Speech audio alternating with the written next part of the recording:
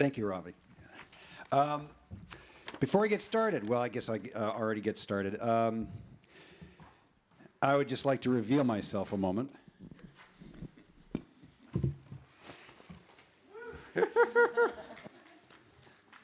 I am IAPHL man right now. So, out of curiosity, I'd like to know how many members of IAPHL we have in the room. Would all members please stand up? Stand up. Oh my, very nice. Okay, now, would all those who, stay standing, would all those who have joined in the last 2 years, since the beginning of 2013, please raise your hand.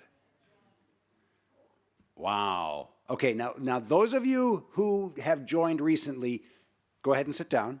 Those of you who have been members longer than 2012, please remain standing. Okay, so from 2012, those of you who joined after 2010, raise your hand. Okay, you don't remember? Okay. Maybe. All right. Okay. Well, I'm going to just recognize a few longtime members, and I have to be even-handed. So we'll keep it gender balanced. This is for you. Thank you very much. And this is for you. So stick around. Eventually, you'll get crystal bowls, but only after we've successfully fundraised.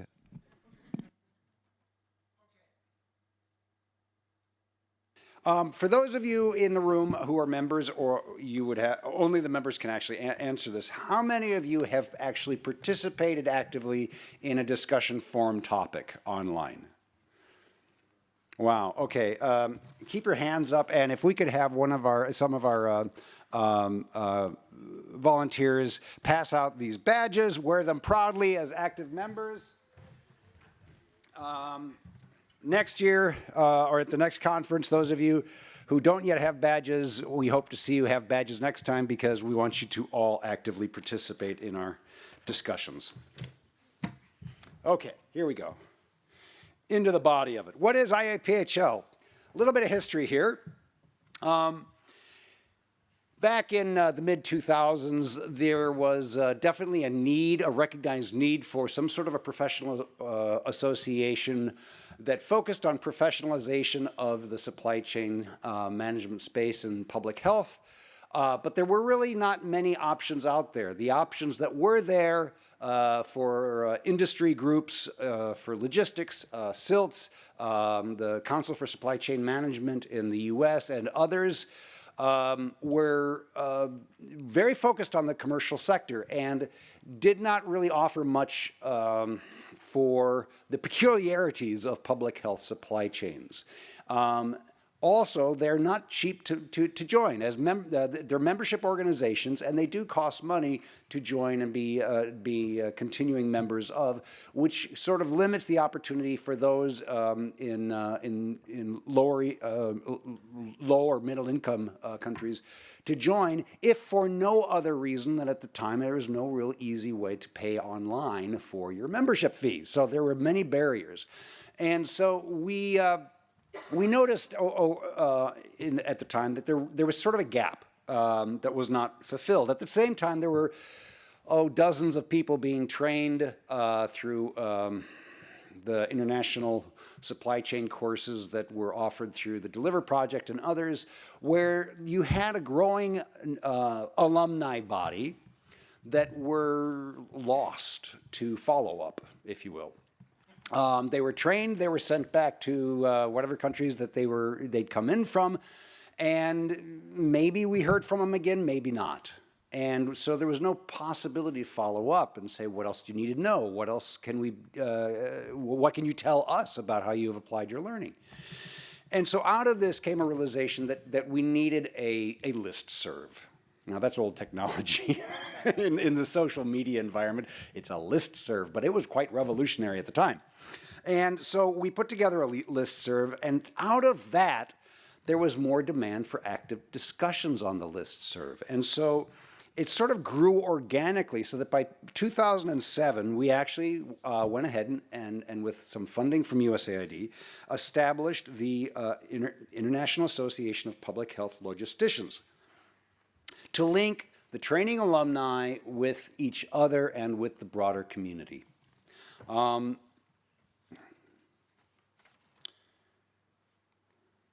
Here we go. So here's the mission. I'm not going to read the slide to you. You guys can read. But really, it's all about professionalization, support for professional development, offering development professional opportunities, opportunities for growth, opportunities for dialogue among professionals as a community of practice. And alerting people to those development, those opportunities for professional development, whether they be short courses or graduate courses or certificate courses, or opportunities to attend conferences like these. Now,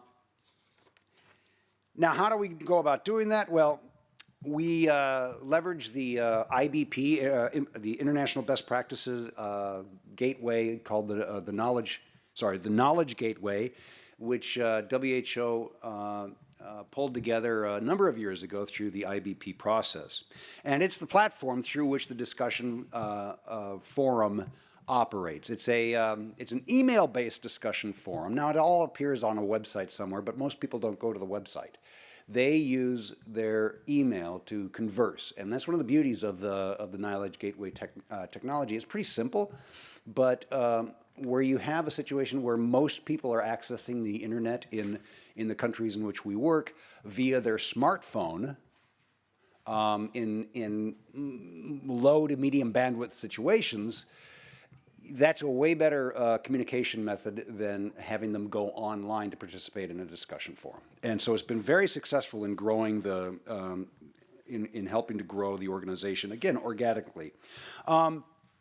We are actively trying to network with other organizations, other associations, and I'll talk a little bit about the, very briefly, the immunization world sort of functions under the TechNet 21 umbrella as far as a web presence. There is the repository of knowledge, the PSM toolbox that Kunshi talked about yesterday. And there are other networks that we are trying to leverage more to expand the network of public health logisticians beyond the alumni of trainings in HIV supply chains, malaria supply chains, public health supply chains, so that we capture those very vertical folks over in vaccines and draw them in and engage with them, and also learn from them about the sort of challenges that they are focused on with, say, cold chain, that can help us with issues around the UN Commission for Life-Saving Commodities like, say, oxytocin. Oxytocin, yes. Thank you. It's not oxytocin, but it's right now, it's not right there. Okay, so news and events are publicized. This event was publicized on IAPHL, and lots of other good information. So one of the things that we're doing, linking our members to opportunities like this, is fundraising for scholarships for our members to attend the Global Health Supply Chain Summit. This will be the third year we're able to sponsor participants. We've got 11 sponsorees coming this year, so that's been pretty exciting, and those are all members. So how many, I'm going to ask, how many members do you think IAPHL has? Give me a couple of guesses. 3,000, I hear. 2,700. 4,000. 2,500. How, 10,000? Okay, well, as of today, we have 2,944 members from 117 countries. Daniel, come get your...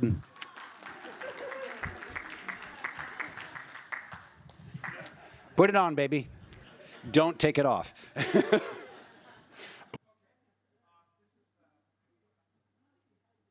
I pushed the wrong button to advance the slide. I pushed the microphone.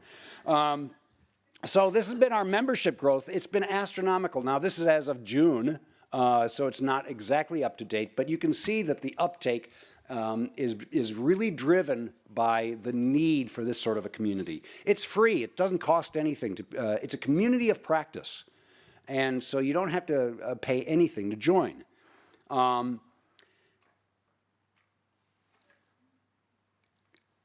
There's been a whole lot of discussion activity. This is just a chart of the sorts of discussion, the level of activity of member participation in various forums, discussion forums over the last year, roughly. That dotted line is, it marks the October 2013 moment when we announced that we'd surpassed 2,000 members, so we're about to see another uptick when we surpass 3,000 members. And that's almost 1,000 new members in the last year. Now, why is that? It's because the conversations, the topics that we're addressing online are really useful. Back in April, you can see that that we had an uptick in April. We dealt with human resources for supply chain management, and we had a lot of people over on the TechNet side, on the vaccine and cold chain logistics side, that really wanted to be a part of that conversation. And so we saw a significant uptake in members because of the topic at hand. So all these discussions are archived on the Knowledge Gateway site for IAPHL, which as a member you can go to, and you can access all the old discussions. There's amazing, Pam Steele and I were talking about the opportunity to mine that data, not only for the contents of those conversations, but also the contacts of people to follow up with as key informants for research purposes. So there's a lot of opportunity there, and as a member, you can take the discussion forums as they come, or you can do a daily digest, or you can do a weekly digest. So it's a nice, it gives flexibility for managing your inbox. Next. So these are just some of the recent topics that generated a lot of discussion online. Implementing vendor-managed inventory or informed push distribution models. We actually heard a little bit about those here. Healthcare waste management. Some of the discussion streams went off onto the issues of managing waste from infectious waste from Ebola. Improving immunization supply chains. Asset management, those trucks, those forklifts, et cetera. How do you do that right?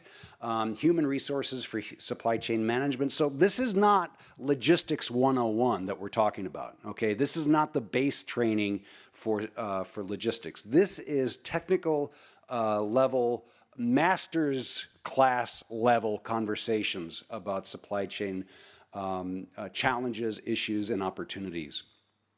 So what have we learned? Professional associations are essential. They're great vehicles for promoting knowledge, but also a sense of a professional community where we feel like our voices are heard, our voices are respected, our experiences are valued. And building that professional capacity to then take it to the next level in the countries in which we work. These networks are essential. The people out there are valuable, our members are valuable people to those of us who are recruiting and need those that knowledge, that local knowledge and experience to do the work that we do. Okay, so our next steps, well, we need to ensure the sustainability of the organization. Okay, right now we have one very generous donor who's helping maintain a very small, lean, part-time secretariat to manage the discussion forums, the website, etc. and print T-shirts. But that's sustainability is a big issue with us, and we're actively working on strategies to expand our funding base, and that includes reaching out to other organizations that would like to become engaged with IAPHL, to lead discussion topics. If you'd like to lead a discussion topic, talk to me or send an email to iaphl@jsi.com. Currently, it's residing at JSI, but it doesn't have to stay that way. It's not yet an independent organization because we want to have a sound financial footing before we do that. And of course, strengthening the coalition that is involved in IAPHL. The People That Deliver is actually a wonderful finish now, yeah. A wonderful model that we would like to see IAPHL replicate. The amount of engagement that PTD has from member organizations is astonishingly broad, and so that's our goal for IAPHL as well. So if you'd like to get more involved, talk to me, talk to Moto. Where are you, Moto? Talk to Moto. Talk to Walter. Walter, raise your hand. There you go. So talk to us. Talk to anybody who's got an IAPHL shirt. Well, maybe not everybody. And we'll tell you how to get more involved. So at that, thank you very much. And I'm sorry I went over by 30 seconds.